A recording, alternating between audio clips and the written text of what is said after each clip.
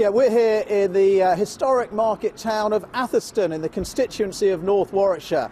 Now, this is what they call an ultra-marginal. The Tory majority here is just 54 votes, effectively, really, just a room full of people. Now, it is Labour's top target seat. They really have to win this constituency if they want to win this general election and get Ed Miliband into Downing Street. We're talking to all the candidates here in this constituency today. Let's talk to UKIP's William Cash. Thank you very much for being with us on BBC News. UKIP fighting hard here, but isn't this just really a two-way fight between the Tories and Labour in this constituency? Absolutely not. I've been knocking on doors in Bedworth and Atherstone all weekend. This isn't just a three-way fight. This is a seat which we really feel we can win.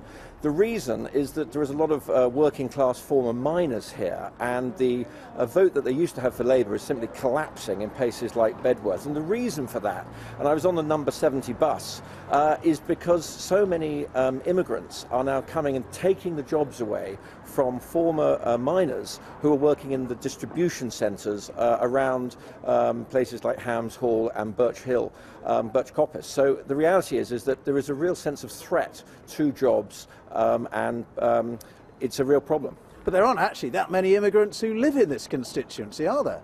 Well, that's exactly my point. The point is that they're coming in largely on buses and trains, and locals really feel that they are under threat. And the reality is that miners actually were paid really quite well. They were working class proud, but they weren't necessarily working class poor. And the real issue at the moment is that many of the distribution places like Sainsbury's or Ocado or all these places which have zero-hour contracts are actually causing the living wage to really fall, and it's really causing a sense of unease in these communities. What about HS2, the high-speed rail link? You're fighting very hard on that. You're opposed to it, completely opposed to it.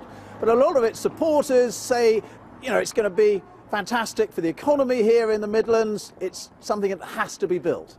Well, this is an issue of localism. I mean, we were promised that local communities would be consulted. The reality is that everyone around here has said that it is the most important issue in the election, and yet the Tories are in favour of it. The Labours call it their brainchild, and the truth is it's not going to benefit local community, and UKIP would much rather the money, $4 billion a year, was spent on things like hospitals and schools where it's really needed in this crucial, critical, marginal seat. And I have to say, I think HS2 is, without any shadow of doubt, the issue that was responsible for Mike O'Brien being booted out last time. And as the former immigration minister, he's got some real issues here, because he's someone who is very much regarded as part of the metropolitan elite. He's always popping up, and I think there's a real sense of people feel that he's walking around with a sense of entitlement.